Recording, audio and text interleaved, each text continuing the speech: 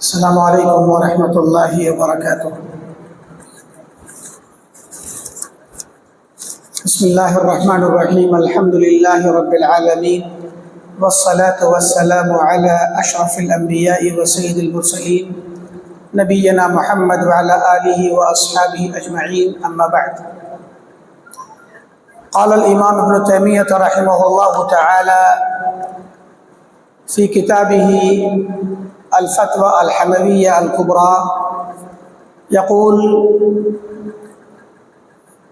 وأيضا فإنه لا يحتاج إلى علم نفي الكيفية إذا لم يفهم من اللفظ معنى، وإنما يحتاج إلى نفي علم الكيفية إذا ثبتت الصفات.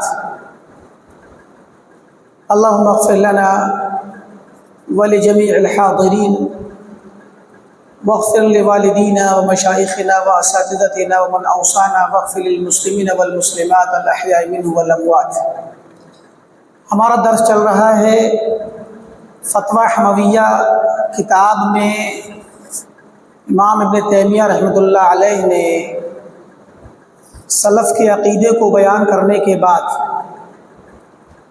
علماء سلف اور کبار ائمہ تابعین و تبع تابعین اور ائمہ مجتہدین کے اقوال نقل کیے ہیں، جو یہ بتلائیں گے کہ ابن تیمیہ رحمۃ اللہ علیہ نے سلف کے عقیدے اور منہج کی جو ترجمانی کی ہے وہ ان کی خود کی گھڑی ہوئی نہیں، اور اہل الحدیث جو عقیدہ رکھتے ہیں تو ان کا یا ان کے کسی بعد کے عالم کا، متأخرین میں سے، بعد کے زمانوں کے علماء میں سے کسی عالم کا اپنا بنایا ہوا عقیدہ نہیں ہے، بلکہ یہ عقیدہ تو کتاب و سنت کا ہے، صحابہ کا ہے، تابعین کا ہے، تبع تابعین کا، یعنی فہم۔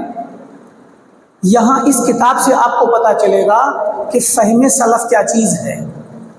ہم جو آج کے وقت میں بولتے ہیں، بیان کرتے ہیں، تاکید کرتے ہیں کہ اہل الحدیث کا منہج اور طریقہ ہے کتاب و سنت و فہم سلف، یعنی قرآن کو آپ کیسے سمجھیں گے؟ آپ نے خود سے نہیں، صحابہ نے جیسے سمجھا اور صحابہ کے طریقے پر تابعین نے جیسے سمجھا، اور انہی کے طریقے بعد کے زمانوں کے لوگ جس طریقے سے، دیکھو سیم ایک ہی طریقے، ایک ہی فہم کو لے کر کے جو چل رہے ہیں۔ ابھی ہم نے مختصر سے بیان میں ایک آیت پڑھی، وجوہ یومئذ ناظرہ الی ربہا ناظرہ، کہ قیامت کے دن بہت سے چہرے تر و تازہ ہوں گے اور اپنے رب کو دیکھ رہے ہوں گے۔ تو یہ جملہ کہ اپنے رب کو دیکھ رہے ہوں گے، اس آیت سے اللہ تعالیٰ کی رؤیت ثابت ہوتی ہے کہ اللہ کو دیکھا جائے گا قیامت کے دن۔ تو یہ جو بات آج ہم کہہ رہے ہیں، یہ بات اب یہاں سے چلیں گے آپ تو ہر صدی کے علماء سے ہوتے ہوتے آپ صحابہ تک پہنچ جائیں گے، کہ صحابہ بتلائیں گے اور تابعین بتلائیں گے، ان کے بعد کے لوگ بتلائیں گے کہ اس سے مراد یہی ہے کہ اہل ایمان اپنے رب کو دیکھیں گے اپنی نظروں سے، اپنی نگاہوں سے۔ اب یہ والی بات اگر ہم آج کہتے ہیں تو یہ ایسے ہی سمجھا گیا ہے صحابہ کی طرف سے۔ اب بعد کے لوگ آتے ہیں، جہمیہ آتے ہیں، وہ کہتے ہیں کہ نہیں، اللہ تعالیٰ کو نہیں دیکھا جائے گا۔ معتزلہ آتے ہیں، وہ کہتے ہیں کہ اللہ تعالیٰ کو نہیں دیکھا جا سکتا۔ اور انہی کے منہج پر اشعری آتے ہیں، اشاعرہ، اشعریہ، وہ کہتے ہیں کہ دیکھا تو جائے گا، اللہ کو دیکھ تو لیں گے، لیکن اللہ تعالیٰ کسی جہت میں نہیں ہوگا۔ اب اللہ کو دیکھیں گے مگر وہ جہت میں نہیں ہوگا۔ جہت کا مطلب ہوتا ہے دیکھنے والا اپنے سامنے ہی دیکھتا ہے، سامنے کو دیکھے یا اوپر کو دیکھے، دو میں سے ایک جگہ دیکھے۔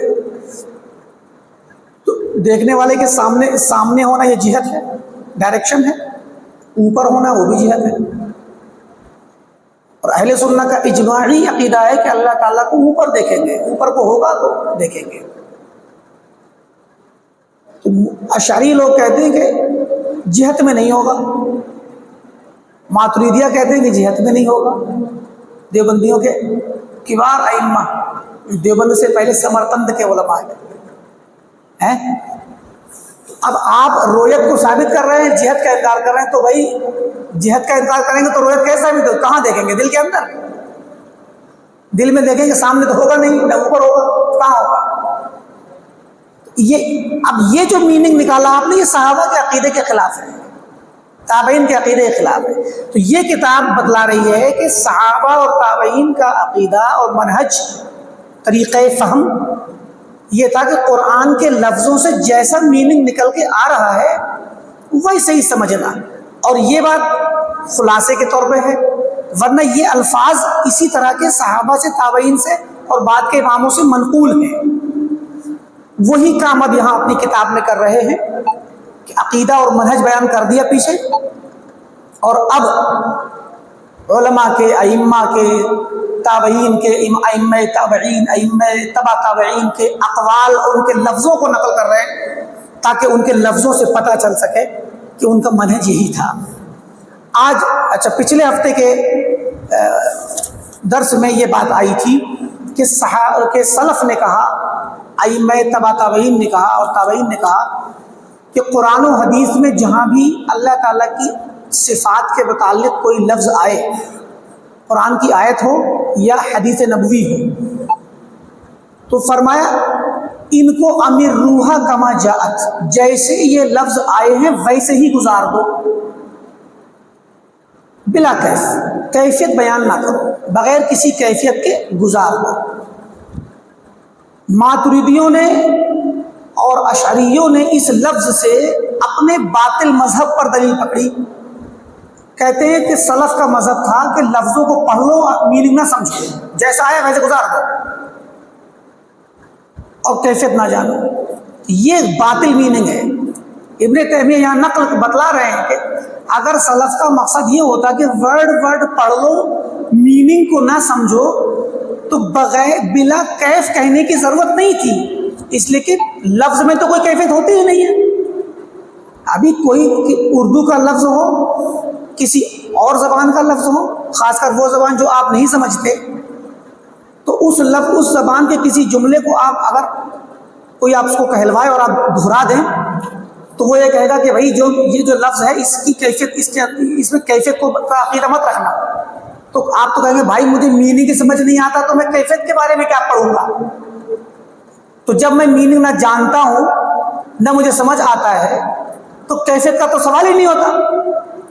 تو یہاں ابن تیمیہ فرماتے ہیں کہ سلف کا یہ کہنا کہ لفظوں کو گزارو جیسے آئے ہیں بغیر کیفیت کے، اس کا مطلب یہ ہے کہ وہ معنی کے ساتھ ایمان رکھنے کی بات کر رہے ہیں کہ جس معنی کے ساتھ لفظ آیا ہے، لفظ کا جو معنی ہے، معنی کو پکڑ لو اور ویسے ہی چلو، مگر کیفیت پہ نہ جاؤ، الگ سے کوئی کیفیت، الگ سے کوئی تفسیر نہ کرو، جیسا ہے ویسے گزار دو۔ تو اسی کو کہنا چاہتے، وہیں پر بات رک گئی تھی پچھلے ہفتے۔ فرمایا کہ وَأَيْضًا، مزید یہ کہ لا يحتاج الى علم نفی الکیفیہ، کیفیت کے علم کی نفی کی ضرورت نہیں پڑتی، کیفیت کی نفی کی علم کی ضرورت نہیں پڑتی جب لفظ سے معنی سمجھ میں نہ آئے، جب لفظ سے میننگ نہ سمجھا جائے تو پھر کیفیت کے منع کرنے کی ضرورت نہیں پڑتی۔ وَإِنَّمَا يُحْتَاجُ، بلکہ ضرورت پڑتی ہے کیفیت کو منع کرنے کی، کب؟ جب صفت ثابت کی جائے، جب معنی ثابت کیا جائے گا تب کیفیت کی منع کرنے اور انکار کرنے کی ضرورت پیش آئے گی۔ وَأَيْضًا فَإِنَّ مَنْ يَنْفِي الصِّفَاتِ الْخَبَرِيَّةَ وَالصِّفَاتِ مُطْلَقًا، مزید یہ کہ جو لوگ اللہ تعالیٰ کی تمام صفات کا انکار کرتے ہیں جیسے جہمیہ اور معتزلہ، اور جو لوگ صفات خبریہ کا انکار کرتے ہیں جیسے کہ اشعریہ اور ماتریدیہ، تو لا يحتاج ان يقول بلا کیف، بھائی جب آپ ساری صفات کا انکار کر رہے ہیں تو آپ کو بلا کیف کہنے کی کیا ضرورت ہے؟ کہ آپ یہ کہیں گے ہم کسی بھی صفت کو نہیں مانتے بغیر کیفیت کے، یہ انکار ہے۔ جب انکار ہی کرے تو کیفیت کی کیا ضرورت ہے؟ انکار جب جو اس بات کرے گا، ثابت کرے گا، وہ کیفیت کا انکار کرے گا نا۔ کہ میں سب کو مانوں گا مگر کیفیت کو نہیں مانوں گا. فمن قال، تو جس نے کہا ان اللہ سبحانہ لیس علی العرش، اللہ تعالیٰ عرش پر نہیں. جو لوگ یہ کہتے ہیں کہ اللہ تعالیٰ عرش پر نہیں، جیسے جہمیہ کہتے ہیں، معتزلہ کہتے ہیں، اشاعرہ اور ماتریدیہ کہتے ہیں کہ اللہ تعالیٰ عرش پہ نہیں، تو جو شخص یہ کہتا ہے کہ اللہ تعالیٰ عرش پر نہیں، لا یحتاج ان یقول بلا کیف، تو اس کو ضرورت ہے کہ وہ کہے کہ اللہ تعالیٰ عرش پہ نہیں اور یہ بات بلا کیف کہی جائے گی. کیوں کہے؟ یہ بات تو وہ کہے گا جو یہ ثابت کرے کہ اللہ تعالیٰ عرش کے اوپر ہے مگر کیفیت کے بارے میں ہم کچھ نہیں کہیں گے، اس کو جچے گی یہ بات. اور جو عرش کے اوپر ہونے کا انکار کرے تو وہ کیسے کہے گا کہ بلا کیف؟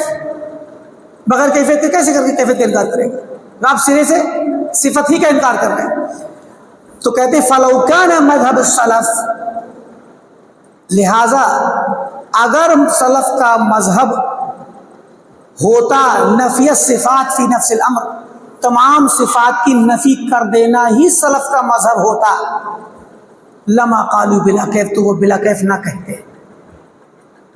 وَأَيْضًا فَقَوْلُهُمْ، مزید یہ ابن تیمیہ نے اس طریقے سے تجزیہ کیا ہے اس جملے کا کہ ان لوگوں نے، ان کی کتابوں میں آپ پائیں گے، ماتریدی علماء کی، اشعری علماء کی کتابوں میں پائیں گے کہ بڑی پہلے نمبر اپنے عقلی اصولوں کی روشنی میں انکار صفات کا ماحول بنا کے طلباء کو سکھا دیتے ہیں کہ صفات کو ثابت کرنا تشبیہ ہے. اس کے بعد میں پھر کہیں گے کہ سلف کا مذہب نہیں قرار دیتے، شافعی کا قول ہے، کوئی کہے گا امام احمد کا قول ہے، یعنی مختصر کر کے بتائیں گے کہ امام شافعی کہتے ہیں کہ صفات ثابت مانی جائیں گی، جیسے کہ حنفی کہتے ہیں ہم حنفی ہیں ہم نہیں مانیں گے، تو شافعی کی طرف منسوخ کر دیا. میرے بھائی امام شافعی کا مذہب نہیں اکیلے، امام شافعی، امام مالک، امام ابو حنیفہ، امام احمد، ائمہ فقہ کے علاوہ تمام اتباع تابعین اور تمام صحابہ کا مذہب ہے یہ. مگر یہ لوگ کیا کرتے ہیں، ایک آدمی کا نام لیتے ہیں تاکہ ہلکی لگے بات، تو کہیں گے امام شافعی کا مذہب ہے، امام احمد کا مذہب ہے کہ وہ صفات کو ثابت مانتے ہیں. تو پھر دلیل لائیں گے یہ والا جملہ امر روح کما جات بلا کیف، اور کہتے ہیں کہ وہ کہتے ہیں کہ ایسی گزار دو بغیر کسی کیفیت کے، اور صفات کو ماننا نہیں بس گزار دو. تو یہ تدلیس اور تلبیس ہے. یہ اس کا پوسٹ مارٹم کیا ہے ابن تیمیہ ان تمام الفاظ سے، ایضاً مزید جو باتیں کر رہے ہیں. پھر کہتے ہیں وَأَيْضًا، مزید یہ کہ فَقَوْلُهُمْ، سلف کا کہنا، امر روحا، گزار دو ان کو گزارو، کما جاءت، جیسے آئی ہیں یہ آیات یا احادیث، تقتضی ابقاء دلالتها علی ما ہوا، یہ جملہ تقاضا کرتا ہے کہ ان الفاظ کی دلالت کو جیسی ہے ویسے باقی رکھا جائے. امر رو، گزارو جیسے آئی ہیں، یعنی جس میننگ کے ساتھ آئی ہے ویسے رکھو، یہ میننگ ہے اس لفظ کا. کیوں؟ فَإِنَّهَا جَاءَتْ الْفَاظًا دَالَّةً عَلَى مَعَانٍ، کیونکہ وہ جو آیات و احادیث آئی ہیں اللہ کی صفات کے بارے میں، تو وہ ایسے الفاظ کی شکل میں آئی ہیں جن کا اپنا معنی ہے. عربی، ہم نے کہا تھا آپ سے، عربی زبان میں آئی ہے بھائی. اللہ تعالیٰ عرش پر، ابھی یہ لفظ ہم نے بیان کیا کہ بہت سے چہرے تر و تازہ ہوں گے، رب کو دیکھ رہے ہوں گے. الا ربیا ناظرہ، ناظرہ الا، عربی زبان کی کسی بھی ڈکشنری میں دیکھ لیجئے، ناظرہ الا مانے دیکھنا ہی ہوتا ہے. نظارہ کا لفظ جب الہ کے ساتھ آئے تو دیکھنے کی میننگ میں، نظارہ سی کے ساتھ آئے تو غور کرنے کے میننگ میں، اور نظارہ ہو آئے تو انتظار کرنے کے میننگ میں. تو تین معنی، نظارہ کے تین معنی بغیر کسی صلہ کے. نظارہ انظرونا نقتبس من نورکم، قرآن میں ہم تھوڑا انتظار کر لو تمہارا نور ہم بھی لے لیں. منافقین کہیں قیامت کے دن مومنوں سے کہیں گے رک جاؤ بھائی، صراط کی طرف جا رہے ہوں گے، اندھیرے کے علاقے میں پہنچیں گے اور اندھیرا چھایا ہوا ہوگا میدان محشر میں، سارا حساب کتاب ہونے کے بعد، پل صراط سے پہلے بہت بڑا میدان، وادی ہوگی جہاں پہ اس میدان میں اندھیرا ہوگا. تو سارے اہل ایمان کو اپنے اپنے ایمان اور اعمال کے بقدر نور اور روشنی دی جائے گی. منافقین کو نور نہیں ملے گا.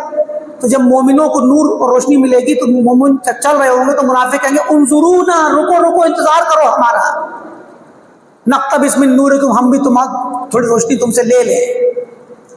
تو نظرہ انتظار کرنا, ٹھیک. نظرہ کے معنی مہلت دینا بھی ہوتا ہے, اور نظرہ فی غور کرنا, نظرہ الا دیکھنا.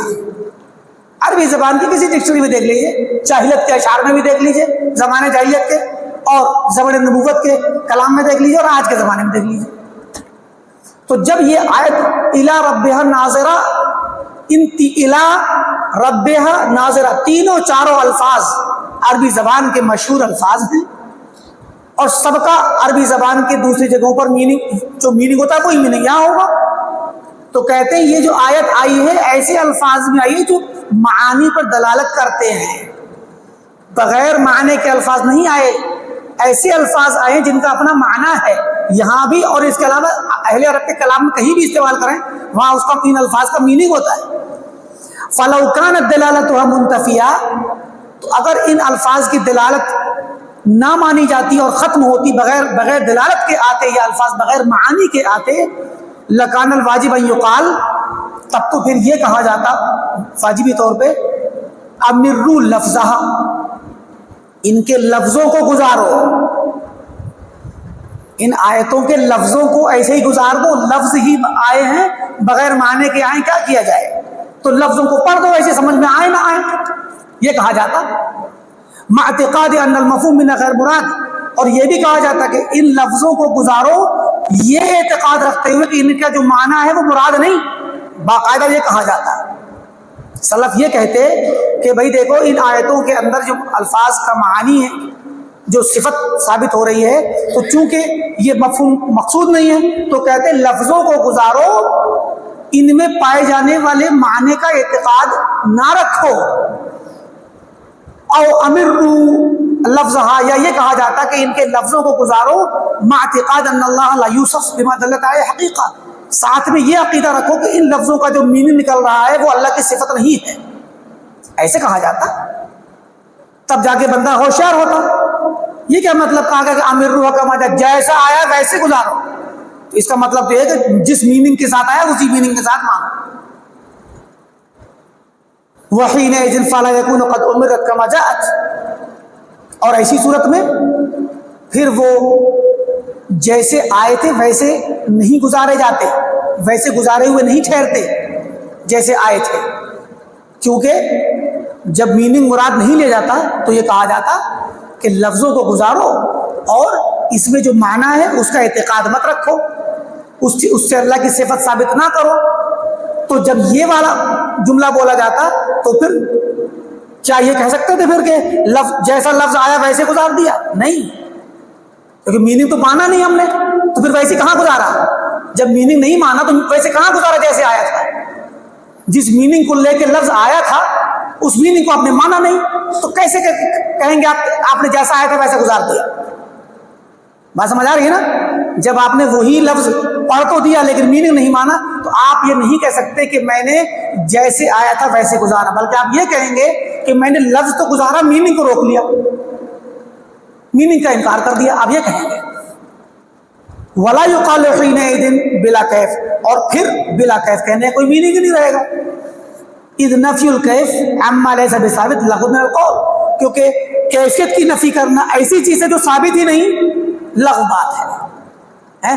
تو الحمدللہ یہ بات بہت تفصیل سے ثابت ہو گئی. اب اور اقوال نوٹ کر رہے ہیں ہم. یہ قول امام ابن ماجشون, امام اسرم نے, ابو بکر الاسرم, امام اسرم نے اپنی کتاب السنہ للاسرم, یہ بہت مشہور کتاب ہے اور سلف کے عقیدے والی کتاب ہے. تو امام اسرم نے اپنی کتاب السنہ میں نقل کیا, اور ابو عبداللہ ابن بطہ نے ابانہ کا درس ہوتا ہے ہمارا ہر ہفتے بٹلہ ہاؤس میں جوگا بھائی کی مسجد میں, اسی کتاب کے اندر یہ بات آئے گی. ابو عبداللہ ابن بطہ نے ابانہ میں, اور آپ لوگ سن لیجئے, دیکھیے امام ابن تیمیہ ابن بطہ کی کتاب سے کوٹیشن لے رہے ہیں, اقتباس لے رہے ہیں, جس سے پتہ چلتا ہے کہ ابن بطہ کی ابانہ بہت ہی معتبر کتاب ہے. تو اور ابو عمر طلمنکی نے, یہ بڑے بڑے ائمہ کی کتابیں ہیں, انہوں نے نقل کیا ہے بے اسناد صحیح صحیح اسناد سے عن عبدالعزیز بن عبداللہ بن ابی سلمہ الماجشون، ابن ماجشون، عبدالعزیز بن ماجشون کے نام سے بہت مشہور امام ہیں، فقیہ مدینہ ہیں، ثقۃ امام صاحب سنہ، صاحب سنہ آج ہی ہم نے بتلایا بعض طلباء کو، جس امام کے بارے میں صاحب سنہ کہا جائے جان لیجئے وہ عقیدے کا اور سنت کا امام ہے، اہل بدعت کے خلاف بولنے والا ہے، وہ منہجی عالم ہے آج کے زمانے کے اعتبار سے۔ وہ شخص جو بدعتیوں کی قلعی کھولے، بدعتیوں پہ رد کرے اور انحرافات کی تردید کرنے والا عالم ہو، اس کو صاحب سنہ کہا جاتا ہے تاریخی کتابوں میں۔ تو امام ابن ماجشون بہت بڑے امام ہیں، ثقہ ہیں، حجت ہیں۔ 164 ہجری میں ان کا انتقال ہے، عبدالعزیز بن ماجشون کا 164 میں، 164 ہے۔ مدینہ سے نکل کے پھر بغداد چلے گئے تھے اور بغداد میں ان کا انتقال ہوا۔ امام ابن تیمیہ کیا فرما رہے ہیں؟ وَهُوَ أَحَدُ أَئِمَّةِ الْمَدِينَةِ الثَّلَاثَةِ، عبدالعزیز بن ماجشون مدینہ کے 3 بڑے اماموں میں سے ہیں، مدینہ کے تھے، بعد میں آخری وقت میں چلے گئے بغداد۔ مدینہ کے 3 امام کون کون سے؟ اس زمانے کے، دوسری صدی کے وہ الذین ہم مالک بن انس، امام مالک 179 179 میں انتقال، یہ 164 میں انتقال ہو رہا ہے، تو امام مالک زندہ ہے۔ وابن ماجشون وابن ابی ذئب، اور محمد بن عبد الرحمن بن ابی ذئب، محمد بن عبد الرحمن بن ابی ذئب، ابن ابی ذئب اسلام سے مشہور ہے، ابن ابی ذئب۔ ابن ابی ذئب کا انتقال 159 میں ہے، 159، پھر 64 میں ان کا، پھر 79 میں امام مالک کا۔ تو تینوں لوگ ایک ہی دور کے ہیں اور مدینے کے ہیں۔ تو مدینے کے 3 بڑے اماموں میں سے ایک امام ہے یہ ابن ماجشون۔ ان سے پوچھا گیا سئل فیما جحدت بہ الجہمیہ، جہمیہ نے جن چیزوں کا انکار کیا تھا، 164 میں ان کا انتقال ہو رہا ہے، 128 میں مارا گیا جہم بن صفوان، جہم بن صفوان 128 میں قتل کیا گیا۔ تو 128 میں جب قتل کیا گیا تو جہم بن صفوان کی جہمیہ کی افکار پھیل گئی تھی، تو لوگوں سے سوال کیا جاتا تھا، ہم نے پہلے ہی بتلایا، اوزاعی سے بھی یہی پوچھا گیا، جہمیہ کے خلاف انہوں نے بولا، تو وہ 57 میں انتقال ہے۔ تو مراد یہ کہ یہ ائمہ ان سے سوال ہوتا، اور یہ آ گئے تھے کہاں؟ بغداد۔ تو بغداد میں اور کوفہ میں، ان علاقوں میں، بصرہ میں، ان علاقوں میں زیادہ پھیلی ہوئی تھی جامعیت۔ تو بہت لمبا کلام ہے، ہم مختصر میں اس میں سے لیں گے، کچھ چیزیں بہت تفصیل سے ہے۔ کہتے ہیں اما بعد فقد فہمت ما سألت عنہ، کسی نے پوچھا ہوگا تو انہوں نے کہا کہ اما بعد میں سمجھ گیا کیا تم سوال کر رہے ہو، فیما تتابعت الجہمیۃ من خالفها فی صفت الرب العظیم، کہ اللہ تعالیٰ کی صفت کے بارے میں جو جہمیہ نے پے در پے انکار کیا ہے ان چیزوں کا، الذی فاتت عظمتہ الوصف والتقدیر، اللہ کی ذات تو وہ ہے جس کی عظمت اتنی عظیم ہے کہ اس کی وصف بیان کرنا مشکل ترین کام ہے، وقلت الالسن، زبانیں ٹوٹ جائیں گی، گم ہو جائیں گی، عن تفسیر صفت، اس کی صفت بیان کرنے سے، کس کی زبان بیان کر سکتی ہے اس کی صفت کو، وانحصرت العقول دون معرفت قدرہ، اس کی قدر اور شان کو جاننے کے لیے عقلیں پورے طور پر عاجز رہ جائیں گی۔ تو اس طرح سے لمبا کلام ہے، اسی میں آگے ایک صفحہ کے بعد ہم تھوڑا سا اس لیے ختم کرنا چاہ رہے ہیں کہ لمبا کلام ہے، بہت سارے ائمہ کا کلام آئے گا، تو اصل چیز یہاں پر دیکھیں گے کہ کیا کہنا چاہتے ہیں۔ تو کہتے ہیں کہ اعرف رحمک اللہ غناک عن تکلف صفت ما لم یصف الرب من نفسہ بعجزک عن معرفت قدر ما وصف منها، یعنی اس بات کو تم جان لو کہ تم اللہ تعالیٰ کی حقیقت اور اس کی صفات کی حقیقت کو جاننے سے عاجز ہو، اس کو جاننے کی کوشش نہ کرو۔ آگے کہتے ہیں کہ فَأَمَّا الَّذِي جَحَدَ مَا وَصَفَ الرَّبُّ مِن نَفْسِهِ تعمقاً وتکلفاً، تو جو شخص اللہ تعالیٰ کی صفات کا انکار کرے گا اپنی طرف سے، تکلفاً خود سے کوشش کر کے، تکلف کر کے، تعمقاً زیادہ گہرائیوں میں اتر کر کے عقل کی وجہ سے، قد استہوته الشیاطین فی الارض، تو یہ وہ شخص ہے جس کو شیطانوں نے پکڑ لیا ہے اور اس کا شکار کر لیا ہے، اور حیرانہ قرآن آیت کو لے کے انہوں نے بیان کیا، فصار یستدل بزعمی علی جحد ما وصف الرب وسمى به نفسه، اپنے زعم سے اللہ تعالیٰ کے اسماء و صفات کا انکار کرنے لگ گیا. جہمیہ نے یہ سب کام کیا تو انہی کی تردید کر رہے ہیں. آگے کہتے ہیں کہ فلم تزل یملی له الشیاطین حتی جحد قوله، تو اس کو شیطان اس کی نفس پر املا کرتا رہا یہاں تک کہ اس نے انکار کر دیا اللہ کے قول وجوہ یومئذ ناظرہ الی ربها ناظرہ، اس کا انکار کیا. جہمیہ نے سب سے پہلے جن اہم صفات کا انکار کیا ان میں سے رؤیت باری تعالیٰ تھی، اللہ تعالیٰ کے دیدار کا انکار. تو کہتے ہیں کہ شیطانوں نے ان کو اتنا بہکایا کہ یہاں تک کہ یہ لوگ اللہ تعالیٰ کی اس آیت کا انکار کر بیٹھے وجوہ یومئذ ناظرہ الی ربها ناظرہ. فقال، تو کہا اس نے جہمیہ نے لا یراہ احد یوم القیامہ، اللہ تعالیٰ کو کوئی بھی شخص نہیں دیکھ پائے گا قیامت کے دن. سمجھے؟ تو یہاں ہم یہ بتلا دیں کہ جہمیہ نے انکار کیوں کیا تھا. سب سے پہلے جہمیہ کا انکار تھا اللہ تعالیٰ کے استوا کے لیے. جہم نے انکار کیا کہ اللہ تعالیٰ عرش پہ نہیں ہے، اور اس کی وجہ بنی عقل، کہ اس نے کہا کہ اگر عرش پہ مانیں گے، بہت ساری اس نے وجوہات نکالی. تو کہا کہ ایک تو تشبیہ دی، جیسے یہ میز کے اوپر کتاب رکھی ہے تو یہ کہا جاتا ہے کہ الکتاب علی المکتب یا علی الطاولہ آپ لوگ کہتے ہیں، تو ہم کہہ سکتے ہیں استوى الکتاب علی المکتب، کتاب مستوی ہے مکتب پر، لکھنے کی میز یا طاولہ پر. تو استوى علی کسی چیز کے اوپر ہونا ہوتا ہے. فَإِذَا اسْتَوَيْتَ أَنْتَ وَمَن مَّعَكَ فِي الْفُلْكِ، قرآن نے خود استعمال کیا کہ جب تم اور تمہارے، نوح علیہ السلام سے کہا کہ جب تم اور تمہارے ساتھ کے لوگ کشتی پر مستوی ہو جائیں، جب سوار ہو جائیں، تو کسی چیز کے اوپر آنا مستوی ہونا کہلاتا ہے. ٹھیک، تو اس پر جہم نے یہ سوال نکالے کہ اگر ہم اللہ تعالیٰ کو عرش کے اوپر مانیں گے تو اس سے ایک تو لازم آئے گا کہ اللہ تعالیٰ عرش کے ساتھ ٹچ ہے، جیسے کتاب ٹچ ہے. دوسرا یہ خراب معنی لازم آئے گا کہ عرش زیادہ بڑی چیز ہے، اللہ تعالیٰ نعوذ باللہ چھوٹا ہے، کیونکہ کشتی بڑی ہوتی ہے، ابھی میز بڑی کتاب چھوٹی، تبھی تو اس کے اوپر بیٹھ گئی. ابھی آپ اگر کرسی پر بیٹھیں گے تو کرسی اتنی بڑی تو ہونی چاہیے نا کہ آپ کو بٹھا سکے. اگر وہ بچوں کے کھلونے والی چھوٹی سی کرسی آتی ہے نا، بچے کھیلتے ہیں جس سے، گھریلو ان کا فرنیچر ہوتا ہے، بچے بچیاں کھیلتے ہیں چھوٹی چھوٹی کرسی میز، تو اس پر آپ بیٹھ سکتے ہیں کیا؟ نہیں بیٹھ سکتے. اس کا مطلب کیا ہوا کہ یا تو کرسی آپ کے وزن کے، آپ کے سائز کے برابر ہو یا زیادہ بڑی ہو، تبھی بیٹھیں گے. تو یہ عقل سے سارے فیصلے ہو رہے ہیں کہ اللہ تعالیٰ عرش پہ ہے تو یا تو عرش اللہ تعالیٰ کے برابر ہے یا اللہ تعالیٰ سے بڑا ہے، نعوذ باللہ. پھر کہا کہ عرش اگر ہل جائے، تھر تھرا جائے، تو ظاہر ہے کہ اس کے اوپر جو ذات ہے وہ نعوذ باللہ گر پڑے گی.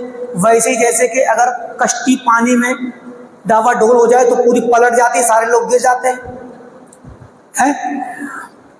اس طرح کے معنی. پھر ایک خراب معنی یہ نکالا کہ عرش چونکہ کتاب و سنت کے نصوص سے ساتوں آسمان کے اوپر ہے، تو اوپر والی جہت، اوپر نیچے آمنے سامنے دائیں بائیں، یہ چھ سمت ہوتی ہیں، 6 ڈائریکشن ہوتی ہیں.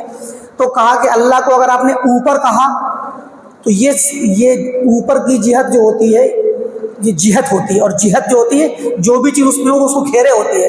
ابھی آپ کہیں کہ یہ پنکھا ہمارے اوپر ہے تو ظاہر ہے کہ پنکھا اوپر ہے تو اوپر کی جہت جو چھت ہے وہ اس کو گھیرے ہوئے ہے.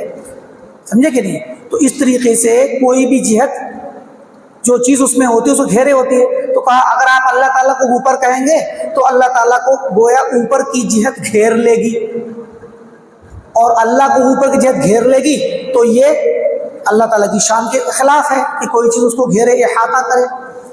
تو یہ سب چیزوں کا جب انکار کر کے ان تمام خراب الفاظ کا، آپ سب ان سب سے تشویش کا شکار مت ہو جانا. آپ سب کہیے یہ سب باطل شیطان کی وجہ، کہ ابن ماجشون کہتے ہیں شیطان کی وحی ہے، وحی الشیطان ہے، شیطانی وسوسے ہیں یہ سب. جب اللہ نے کہہ دیا کہ الرحمن علی العرش استوى، رحمان عرش کے اوپر ہے، مستوی ہے، عرش کے اوپر ہے. اب یہ سب عقلی جتنے بھی وسوسے سے ہٹائیے، سب شیطانی باتیں ہیں، ہم نہیں جانتے. اب ہم کہیں گے بلا کیف. آپ یہ باتیں بیان کر رہے ہیں کیونکہ آپ کے دماغ میں کیفیت بیٹھی ہوئی ہے.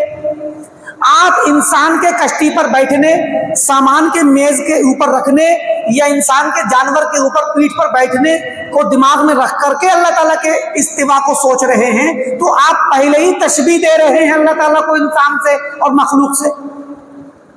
تو آپ کے دماغ میں تشبیہ سملرٹی والا مفہوم بیٹھا ہوا ہے، تو اسی لیے آپ جو ہے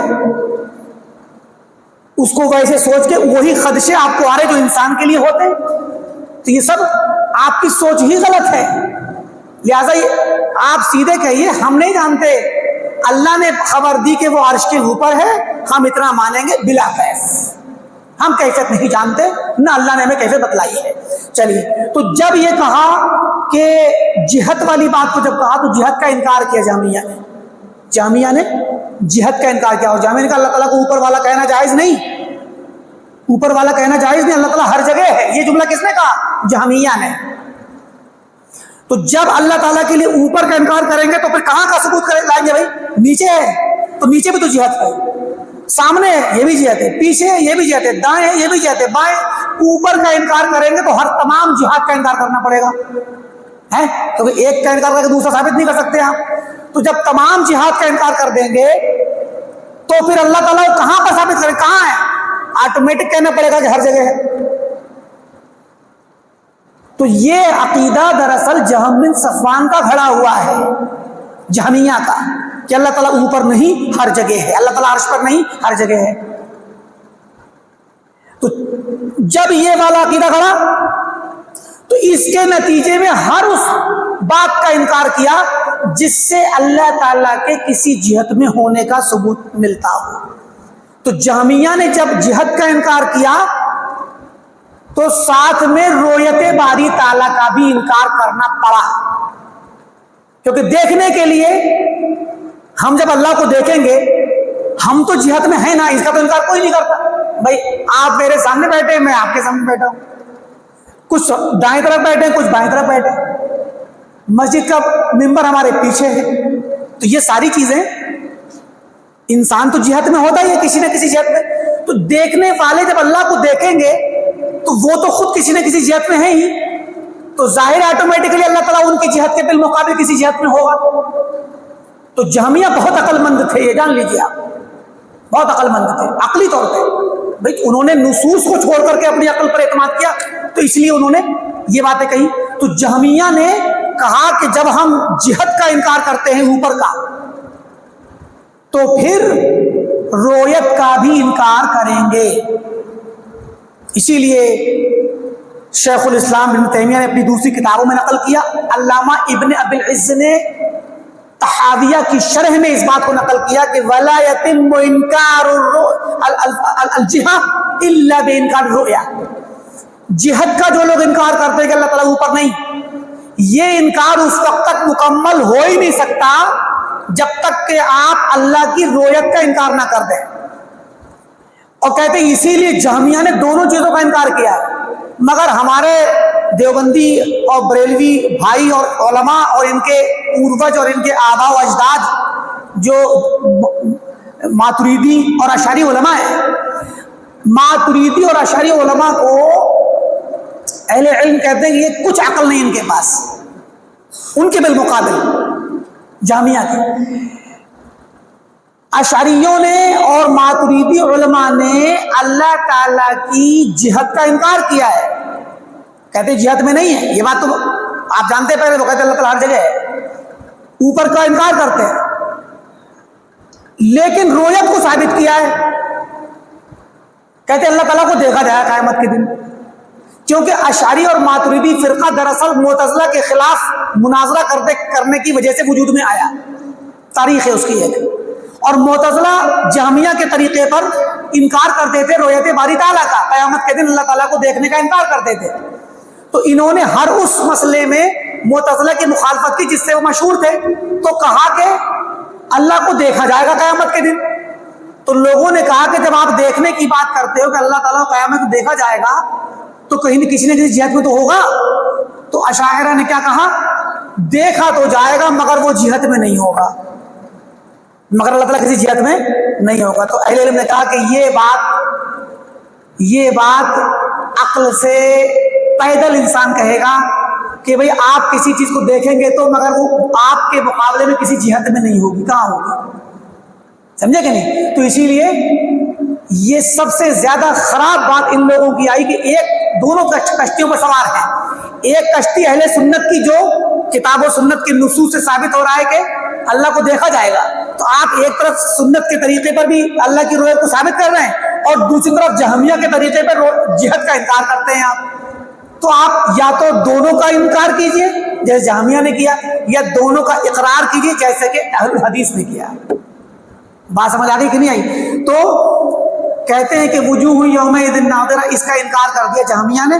فقال لا یرہ احد یوم القیامہ، اب بتائیے جہمیہ نے کہا کہ کوئی بھی شخص اللہ کو قیامت کے دن نہیں دیکھے گا، کوئی نہیں دیکھے گا۔ فجحد واللہ افضل کرامت اللہ، اللہ کی قسم، اللہ کی سب سے بڑی اعزاز والی کرامت جو بندوں کو عطا کرے گا، سب سے بڑا کرم جو اللہ کرے گا بندوں پر، التی اکرم بها اولیاءہ یوم القیامہ، جو کرم اور اعزاز اور نعمت اللہ تعالیٰ قیامت کے دن اپنے اولیاء کو نصیب کرے گا، اس کا انکار کر دیا اس نے۔ من النظر الی وجہہ، اس کے مقدس رخ انور، اللہ کے رخ انور کو، اس کے چہرے کو دیکھیں گے لوگ۔ یا دو چیزیں ہیں، اللہ کا چہرہ بھی ہے اور دیکھنا بھی ثابت۔ وَنَظْرَتِهِ إِيَّاهُمْ، اور اللہ تعالیٰ ان کو تر و تازگی عطا کرے گا، فی مقعد صدق عند ملیک مقتدر، مقعد صدق، سچائی کی اس سیٹ پر، سچائی کی اس رہائش گاہ میں جو ملیک مقتدر کے پاس جنت میں ملے گی۔ قد قضا انہم لا یموتون، جہاں اللہ نے یہ فیصلہ کر دیا کہ وہ کبھی مریں گے نہیں۔ فہم بالنظر الیہ ینظرون، اسے دیکھتے رہیں گے اور تراوٹ حاصل کرتے رہیں گے، آنکھوں کو ٹھنڈا کرتے رہیں گے، دلوں کو سکون دیتے رہیں گے۔ تو اس اتنی بڑی، بلکہ حدیث میں آتا ہے کہ اہل جنت کو اللہ تعالیٰ کے دیدار سے زیادہ بڑی کوئی نعمت ملے گی ہی نہیں۔